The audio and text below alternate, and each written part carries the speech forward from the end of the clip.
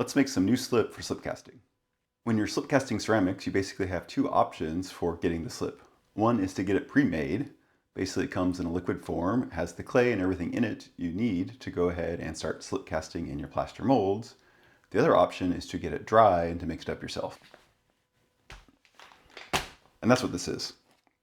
This here is powdered clay that has been formulated for slip casting. And I get this from my local pottery supply place. They mix it up themselves. So this is their brand. It comes in 25-pound bags. That's what this is. Buying pre-made slip is an easy option for beginners because it basically is good to go. But I've also talked to production potters that buy pre-made slip as well. And there they've done the math between the amount of labor it takes to mix up the slip themselves versus to buy it pre-made. And dealing with all the other stuff like the dust and cleaning and those types of things. So pre-made slip is definitely a completely valid option to go. For me, since my pottery supply place is pretty local, I just go and get the bags, and there's no need to really lug around water. And I suspect eventually I might be making my own slip formula, basically taking all of the dry ingredients and mixing it together myself. But I haven't dug into that just yet. So I'm gonna go ahead and mix up a batch of new slip using this bag here, some deflocculant and water. Basically we'll dump it into a bucket and mix it up.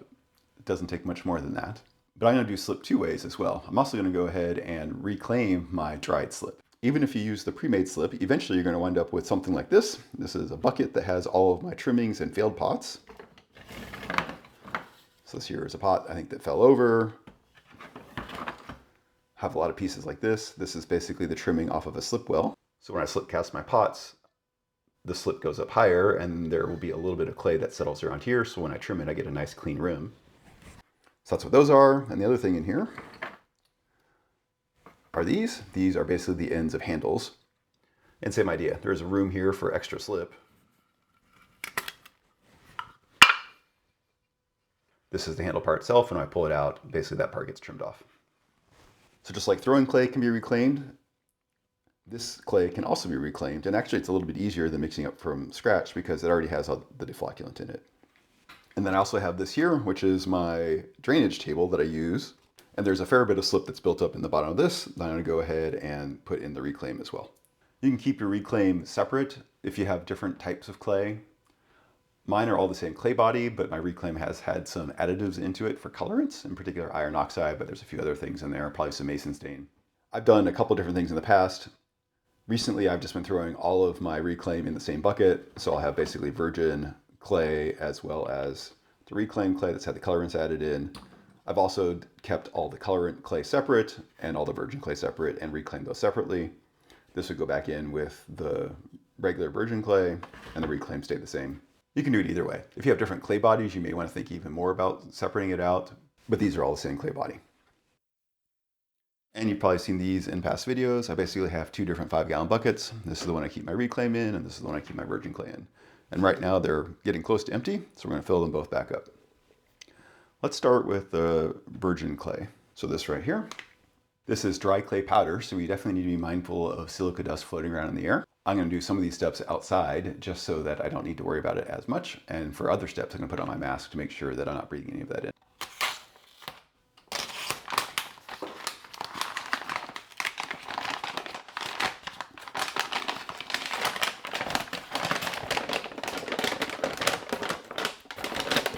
So there's the clay. Basically a white powder. This is a porcelain-like cone 6 clay body. And I know this is 25 pounds of clay, so we need to figure out how much water we use. And I use a ratio of 70 parts of dry clay to 30 parts of water. And I'm horrible at remembering numbers, so I scribbled this on the outside of my bucket. So I have 25 pounds of dry clay. I converted this into kilograms, and I did that so I can actually weigh out the water as opposed to measuring it by volume. So 30% water, I need 4.86 kilograms of water to go with the 11.34 kilograms of dry clay. This 30% ratio is just basically a number I found very early on. I haven't experimented with it that much, but it's been working well for me. You want to try and use as little water as possible and use the deflocculant to make sure that it's fluid. It turns out that slip actually doesn't have that much more water. If you look at the water content of throwing clay, it's only a little bit lower than this, and it really is the deflocculant that does the magic that makes it liquid.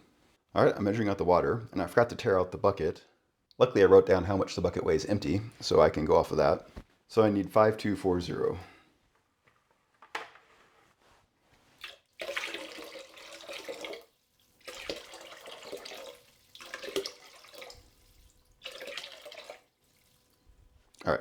That's definitely close enough. So here's our water. So we need to take these two and put it into the bucket. And usually I like to put the water in first and then the dry on top of that. That way we don't have any dry at the bottom. However, there's already a little bit of slip. So I think what I'm gonna do is maybe take half the water, dump it in, put in the dry powder, and then we'll top it off with the water. And last but not least, we'll add the deflocculant. So let's set it for that. I'm gonna go ahead and grab my mask.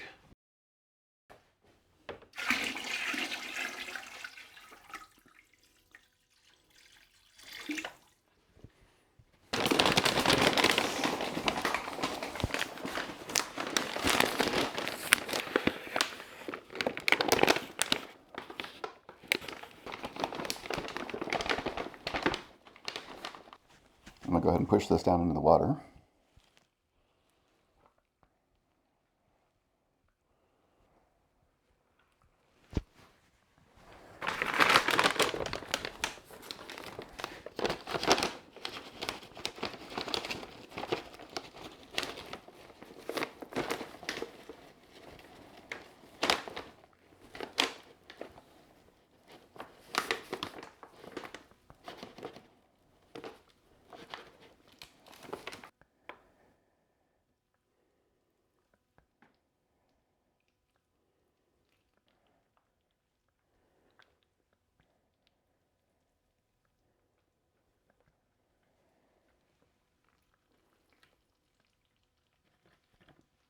All right, this is a little bit full because I already have some slip, but I knew it would fit. Basically, as the water hydrates the clay, the level goes down.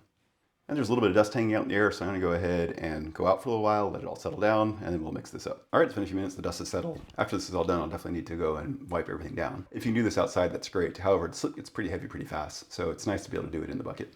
So I just went and grabbed this. This is Darvan 7, it's my deflocculant. This is really the magic ingredient that keeps the slip fluid, as I mentioned. So clay are basically a bunch of platelets, small flat particles of varying sizes, and they have an electrical charge on them, and the electrical charge will either make them bond or repel. And what the deflocculant's doing under the hood is basically messing with that charge. So instead of clumping together, they want to repel each other, and that makes them more fluid. They can slide past each other. There are also flocculants that basically do the opposite, and Epsom salt is a common one of those. Sodium silicate is another deflocculant. The problem with sodium silicate is it's very touchy in terms of how much you add. The Darvan 7 is much more forgiving. The sodium silicate, if you put in too much, it'll actually have the opposite effect and cause everything to clump up. And there's some fun videos on YouTube if you go searching, seeing that. Not something I want to do. So very early on, I just went ahead and decided to use Darvan. All right, the camera wasn't rolling, but I poured in some deflocculant. Kent from the future here. I was going to mention how much Darvan I use specifically. This is the data sheet for Darvan, and basically it says between 0.2 and 1% by dry weight.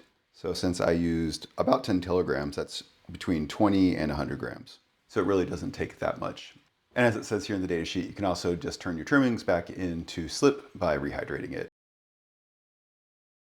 And then I moved this around a little bit to make sure all of the clay was hydrated, and then gave it a good stir. This will need to be mixed several times to get it fully integrated, and actually will take a few days to hydrate. So I'll just come back to this a handful of times. And we'll turn our attention to the reclaimed slip. All right, this is going to be very similar, only obviously it's not a powder.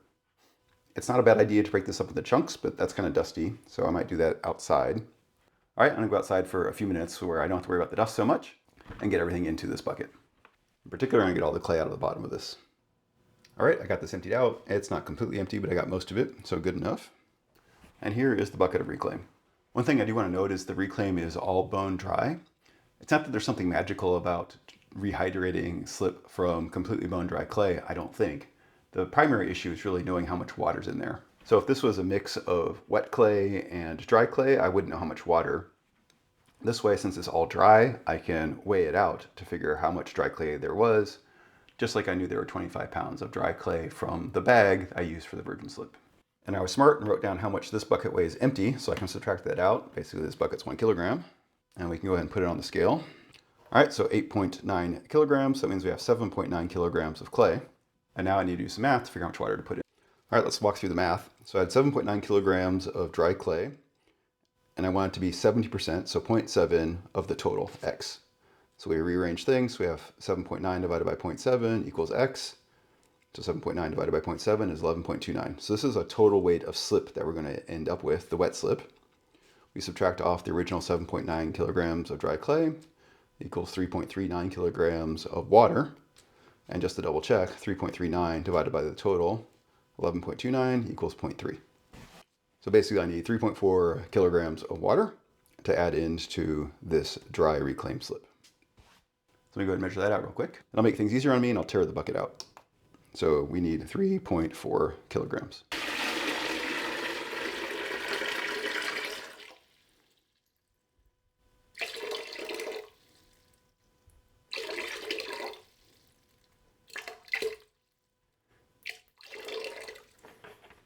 All right, 3,426. That's close enough. We're dealing with relatively large volume, so the error there isn't that big.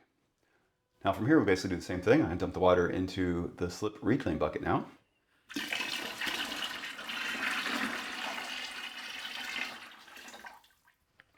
And the reclaim tends to be a little bit less powdery, so I just went ahead and dumped all the water in since it's mostly in chunks.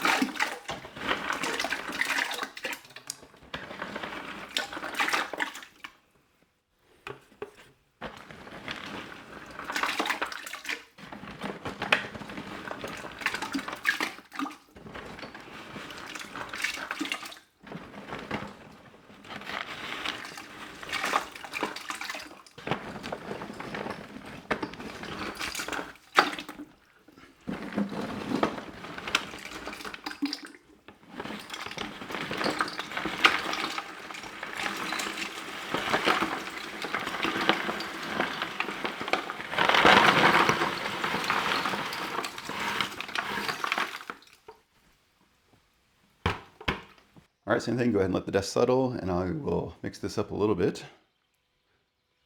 I don't know if you can hear that.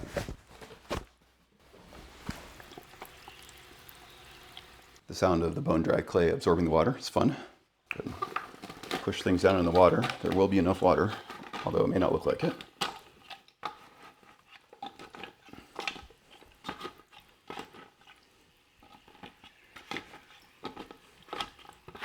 All right, everything's fully submerged. It'll do its thing and absorb the water. While we're at it, might as well give the other slip a good mixing as well.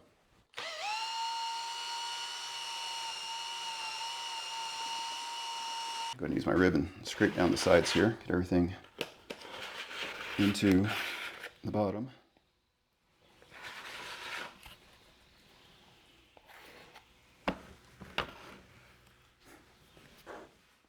And the other slip's definitely bubbling away. I can really hear it.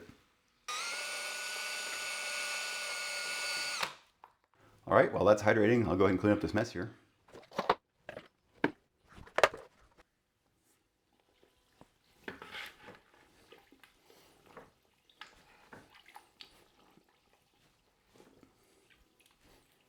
Give it a poke. One thing you notice I did not do is I did not put any deflocculant into the reclaimed slip. If this winds up being too thick, I will go ahead and add in some more. And I need to go ahead and wipe everything else down too, since I just kicked up some dust. But that's not very interesting YouTube content. Basically from here, the slip will go ahead and bubble away and continue to hydrate, and I'll mix it up now and then. I might come back in a couple hours, mix it again, come back in a few more hours, mix it again. You want to make sure the clay is fully hydrated, so that might happen over the course of a couple of days. So you do need to plan ahead a little bit in terms of making your slip. You'll be down in terms of making new pots while you are letting the clay fully hydrate. The more you mix it, the faster it'll go. I suspect if you had a nice industrial grade mixer, you could probably make that go much more quickly. With just a little handheld drill, it's better to err on the side of caution and make sure that you give it more time rather than less. But I've got my virgin slip basically up to full again, and my reclaim is maybe 2/3 full. So as I make more pots, if any fail or all the trimmings, I'll throw back into that bucket. And eventually when I get enough, I will go and add back into the reclaim. So there you have it, slip two ways. It's really rather straightforward. You just need to measure the amount of water to try and hit that 70-30 ratio of dry clay to water. The most complicated thing was the math I did on a piece of paper, trying to figure out how much water to add. But even that is rather straightforward. If you have any questions or comments, let me know. Thanks.